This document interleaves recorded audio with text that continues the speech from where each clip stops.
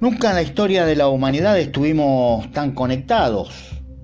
Eso prácticamente es indiscutido. Un teléfono diseñado en un país se puede fabricar en otro, ensamblarse en un tercero y se vende en todo el planeta. Una crisis financiera en una gran potencia puede afectar la economía de países ubicados a miles de kilómetros. Tenemos ejemplos, pero los que se le ocurran. Una noticia puede recorrer el mundo en apenas segundos y una moda nacida en una ciudad puede convertirse en tendencia global en cuestión de días. Esto antes no ocurría así. Uno se enteraba de lo que ocurría del otro lado del mundo días después, hasta meses si nos remontamos al siglo XVIII-XIX. Y a ese proceso de creciente interconexión es lo que llamamos como globalización. Pero detrás de esa palabra aparecen algunas preguntas importantes que nos hacemos. Si todos los países nos beneficiamos por igual, si genera integración o mayor dependencia, si conecta al mundo o hace más profundas esas desigualdades que existen. Y por supuesto, es un tema a analizar y pensar juntos.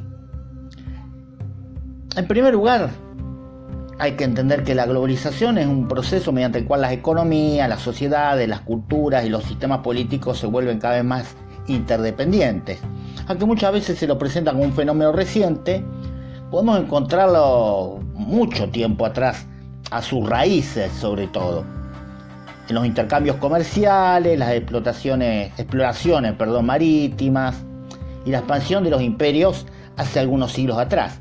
Ahí, si se quiere, podemos tener la raíz de lo que es hoy la globalización, que adquirió una intensidad inédita gracias a los avances tecnológicos, las telecomunicaciones, internet, el transporte aéreo, la reducción de los tiempos y costos de circulación.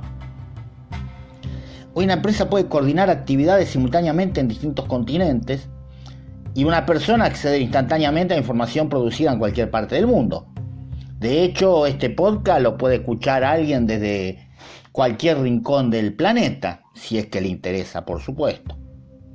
Una de las formas más útiles de entender la globalización es imaginar el planeta como una enorme red. Algunas ciudades y regiones funcionan como nodos centrales, donde se concentran las decisiones económicas, financieras y tecnológicas. Otros ocupan posiciones más periféricas y dependen en mayor medida de decisiones tomadas lejos de sus territorios.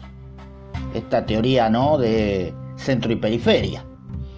Esta red conecta mercados, transportes, comunicaciones, inversiones y flujos de información, pero no todos obviamente tienen el mismo grado de participación, ya que algunos territorios tienen capacidad para influir en el funcionamiento global, mientras que otros quedan relegados por dinámicas externas. Cuando hablamos de globalización, también hablamos de relaciones de poder. Esto es insoslayable. Los defensores de la globalización destacan que permite una expansión sin precedentes del comercio internacional, la circulación de conocimientos, el acceso a nuevas tecnologías, etc. Millones de personas pueden acceder a productos, servicios e información que antes eran impensables.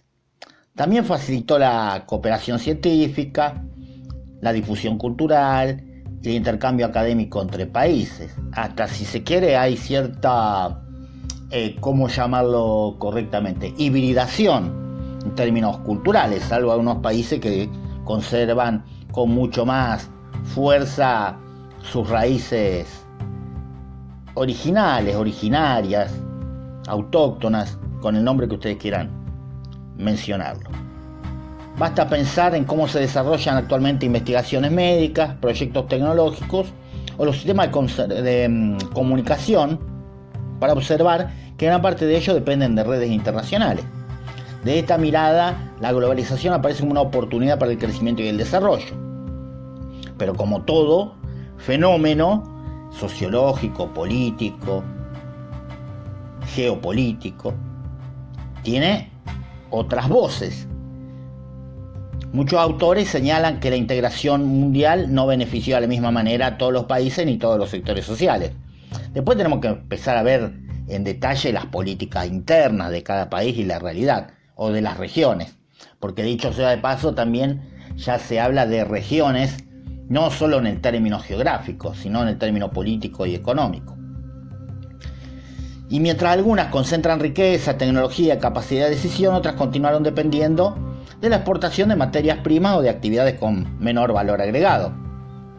Podemos mencionar el caso justamente de la Argentina en este sentido, pero que en lo humano podemos decir que ha hecho y sigue haciendo aportes.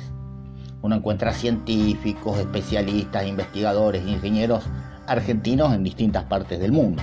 Por ahí eso no sucede con otros países, por ejemplo, lo del África subsahariana, o algunos rincones de Asia o del mismo continente americano.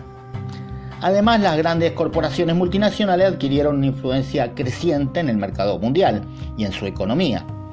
Y lleva a la pregunta de cuánto margen real tiene ese país en donde no o está ajeno a la toma de decisiones para definir su propio rumbo.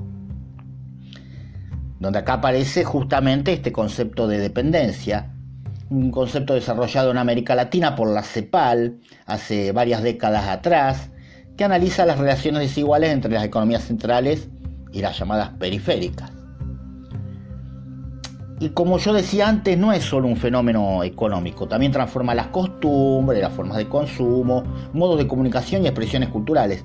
Es lo que decía McLuhan, creo, estoy apelando a la memoria, sobre la McDonaldización del mundo. Pero bueno, si me equivoco de autor, que no tuve tiempo de buscarlo realmente, me rectificaré. Hoy podemos escuchar la misma música, ver las mismas películas y seguir las mismas tendencias en lugares muy distantes del planeta, ¿no? Antes como que estaba bien marcados los rasgos y características culturales. Hoy como que las formas de vestir, como decía, salvo en unos países, si se quiere, más cerrados, más tradicionales, prácticamente es la misma. En Occidente ni hablar, pero también en buena parte de lo que es Oriente. Otros advierten que puede generar homogeneización y pérdida de las particularidades locales, que son muy ricas también, esto hay que decirlo. Y esto vuelve a aparecer si estamos construyendo una cultura global o perdiendo la diversidad cultural. Y durante muchos años también hay que decir que se creyó que la globalización avanzaría de manera constante e irreversible.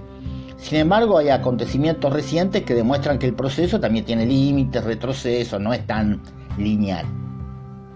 Las crisis financieras, las pandemias, las guerras, los conflictos comerciales, las disputas geopolíticas muestran que dentro de esta cadena global de producción puede haber algún tipo de fragilidad.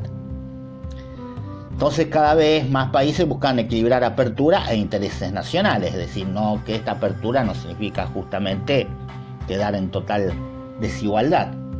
Y plantea un escenario en donde la globalización continúa, pero ya no parece avanzar en los mismos términos que décadas atrás.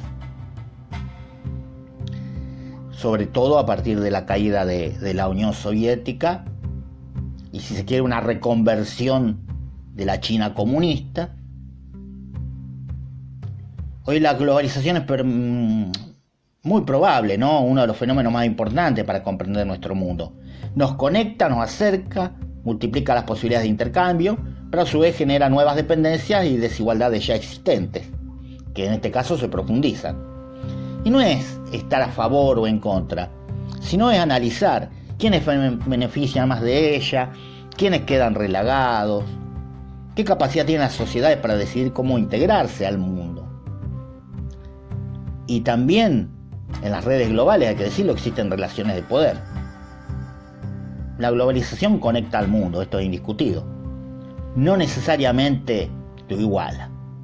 Bueno, hemos vuelto en este episodio 10 de Ciencias Sociales y te invito a que, si te gusta, suscribite al canal, danos like con la manito ahí que tenés, poné suscribir, que es totalmente gratuito, y si te gusta lo que hacemos y querés seguir ayudando a que continuemos, poné también tu aporte en cafecito.app/Profe Rodrigo, que eso también va a ayudar a que sigamos adelante. Por ahí nos hemos tomado una pausa en estos días, aprovecho y abro un paréntesis, porque bueno, uno tiene también otras obligaciones y compromisos, pero podcast este y de otros más y nuevos que van a aparecer siguen firmes en mi canal de YouTube. Un abrazo enorme.